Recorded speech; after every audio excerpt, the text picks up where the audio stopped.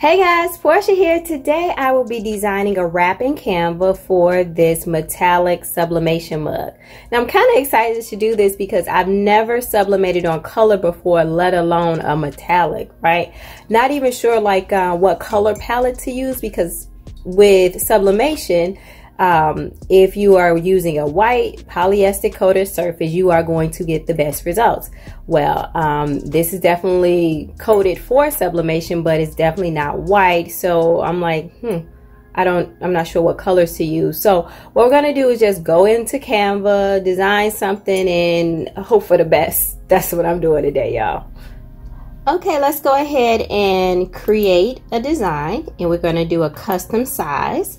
I'm going to change this drop down to inches, and I've already measured around the mug, so the design is going to go from handle to handle, and the width is 9.25 and the height is 3 3/4, and we're going to say create new. Now the design is going to include lace and words. That's what I'm going to go with today.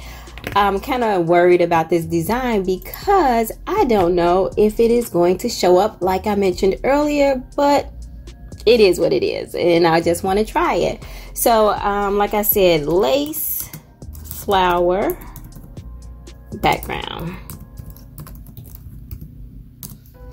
And as you know with Canva, some things in here are free, and some things you can, if you have the pro version, you can get them. You can also upload your own photos to use. But the one I like is this one because it kind of fills in the top and the bottom. So that's the reason why I like that one. And I think that looks pretty good. So we're going to use this particular lace. Now, I do believe these colors are too light, so I know one of my colors needs to be black. Not really sure about the second one because on sublimation, especially on a dark background, white would always be better, but that's not gonna work out for us today. I'm thinking a pink. Oh no, not that. Let's do the lace in black. And then I want to do this second color in a darker pink, a dark pink. Let's see. All right, I think that looks pretty good. All right, we're going to duplicate this because like I said, this is going to go ahead and wrap around the whole side, and I want to flip it and bring this here. Now we need to make this just a little bit bigger. I'm going to pull that up. Delete that one, duplicate this one, and flip it. Bring it over. All right, let's see. Do I like that? Yeah, that looks pretty good. So in the bottom here, I kind of got the lace overlapping, but that is just fine. So what I wanted to do is like leave room for text here. So we are going to go ahead and add in a quote. And it says, "Wake up, beauty, it's time to beast." And I've always wanted to put that on a mug because I think it works for your morning cup of coffee or whatever you like to drink in the morning, your orange juice or water. Put it in a mug. It doesn't matter. There was a font that I downloaded. I usually get all my fonts from the font, and I was looking for like a fun, whimsical script. It was called Weather something. Let's see. There it is. Weather Sunday. Oh, it only chose to update one side. All right. And we're going to make this a little bit bigger to stretch across. Now with this, I'm not worried about the front of the mug or the back, the left or the right side, because the words are actually going to sit in the middle on the mug. So it's going to wrap around it like it's almost like a tumbler. So this picture or these words we see here are going to actually sit in the center on the mug opposite of the handle. That's the look I'm going for today. Now, there is a big gap because of the way this font is made between the up and the beauty, and I want to take that away. So we are going to go to letter height and just bring that in a little bit.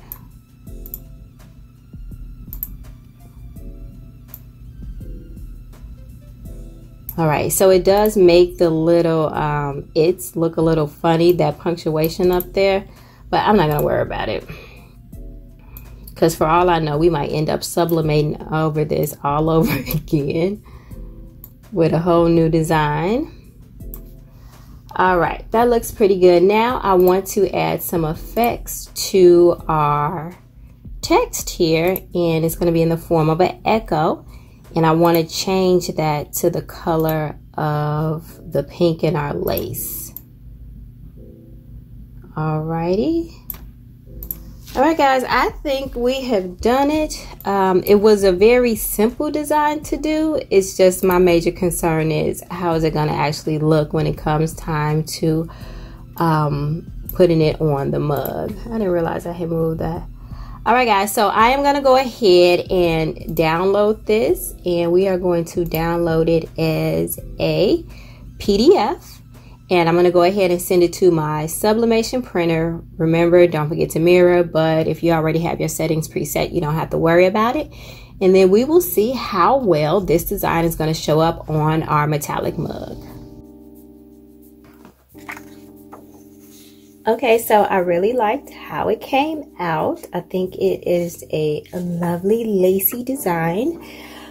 Like I said, the question is, how will it come out? I do believe that the use of black is important here, but my problem is, did I go with too delicate of a design, you know, where the black isn't bold enough?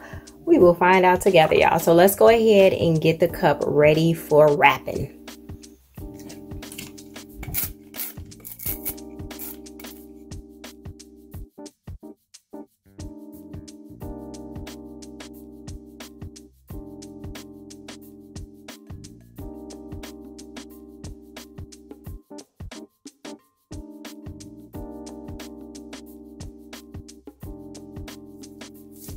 All right, we are ready to press. So I'm just gonna put it in the Cricut Mug Press and let it do its thing.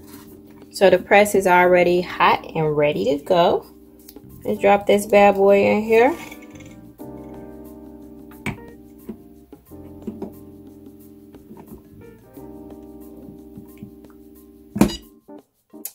And now we wait. Okay guys, so I let it go for about two minutes. You don't really need to go that long, and I have let Sublimation Mug stay in the Cricut Mug Press for the whole duration, which is approximately 5 to 6 minutes. But with this one, I was a little bit nervous to do that. I was scared I was going to burn it because it has this metallic finish on it. So yeah, we're going to let this cool off. We are cool to the touch, and we are ready to see what we got. All right, guys, so I got the tape off. Let's see it together. Bringing it real close. Ooh. Wow. Okay. I am not mad at this at all. I can clearly see what's going on here. I hope the camera is picking up all this detail. Now I do see that a little bit of the paper transferred on here, but that's okay because that actually just comes right on off. And so yeah, we can wipe that off. I'm not worried about that. Again, I more so was concerned about how well that our colors would show up. Wow. So I'm not sure, guys, if the camera is doing this any justice, but what I was afraid of was the detail being lost because the black not showing up on the metallic too well. Wasn't sure about the pink either showing up, but it looks really good. It really does. It looks awesome. All right, guys, so here is the finished product. I'm trying not to get too close because it does have this reflective finish. It's creating a shadow, so I want you guys to be able to clearly kind of see what I see. Now you see that the pinks created a little metallic sheen being on top of this type of finish, which I think looks really awesome.